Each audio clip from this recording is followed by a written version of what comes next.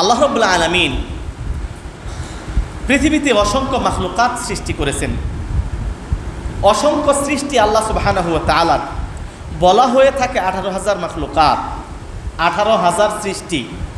কিন্তু সত্যিকার অর্থে কত হাজার সৃষ্টি এটা খালেক, সৃষ্টিকর্তা আল্লাহই ভালো জানেন। আমরা নির্দিষ্ট করে বলতে পারবো না কত সৃষ্টি পৃথিবীতে, আল্লাহই ভালো জানেন। আকাশের উপরে, জমিনের নিচে, সাকলের তলদেশে, পৃথিবীতে কত সৃষ্টি।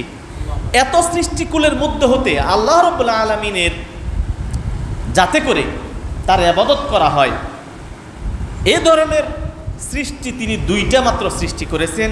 এক, আদম এবং তার সন্তান। দুই, জিন তথা জিন ও ইনসান। এজন্য আল্লাহ রাব্বুল আলামিন আমাদেরকে তাদের অন্তর্ভুক্ত করেছেন যাদের মাধ্যমে আল্লাহ রাব্বুল আলামিন ইবাদত চান, যাদের কাছ থেকে আল্লাহ রাব্বুল আলামিন তার দাসত্ব চান, তার আনুগত্য চান। কিছু কাজ তারা করুক, কিছু কাজ থেকে তারা বেঁচে থাকুক, এ ধরনের চান। আল্লাহ আমাদেরকে তাদের অন্তর্ভুক্ত করেছেন। এটাও আল্লাহর দয়া। আল্লাহ চাইলে যাদের কাছ থেকে আল্লাহ ইবাদত চান নাই, যদি ধরি 18,000 মাখলুকাত, তার মধ্যে 2 শ্রেণীর মাখলুক মাত্র যাদের কাছ থেকে আল্লাহ ইবাদত চেয়েছেন, মানে আল্লাহ যা বলেছেন সেটা করতে হবে, আল্লাহ যা নিষেধ করেছেন তা থেকে বেঁচে থাকতে হবে। আল্লাহ বাকি মাখলুকাতদের অন্তর্ভুক্ত আমাকে আপনাকে করতে পারতেন, এটা আল্লাহর ইচ্ছা।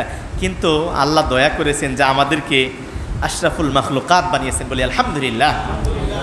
প্রিয় ভাইরা আমার, আল্লাহ রাব্বুল আলামিন আপনাকে যেমন সম্মানিত করেছেন, এই সম্মানিত করার পিছনে আল্লাহ রাব্বুল আলামিনের একটা আদেশই শুধুমাত্র মূল কারণ। সেটা হচ্ছে আল্লাহ রাব্বুল আলামিন আপনাকে তার দাসত্বের অন্তর্ভুক্ত করেছেন। আপনি তার দাস, আব্দ, বান্দা, আপনি তার দাসত্ব করবেন। এই জন্যই আল্লাহ রাব্বুল আলামিন আপনাকে এতটা সম্মানিত করেছেন।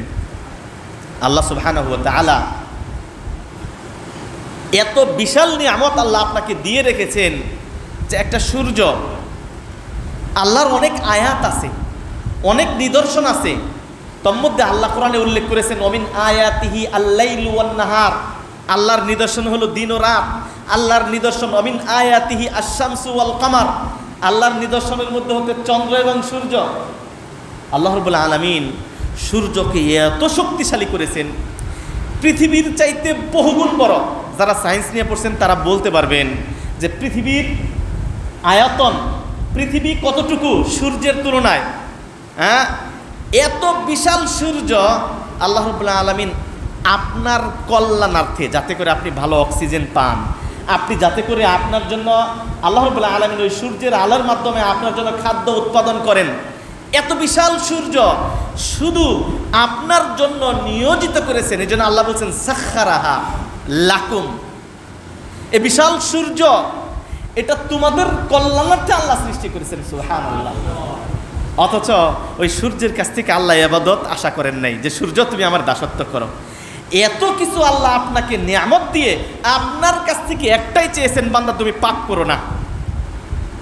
একটা জিনিসই আপনার কাছে চেয়েছেন, তুমি তার দাসত্ব করো, তুমি তার ইবাদত করো, তুমি পাপ করো না। এজন্য আজকের খুতবার বিষয়, আপনার সৃষ্টির মূল উদ্দেশ্য হলো আল্লাহর দাসত্ব করা।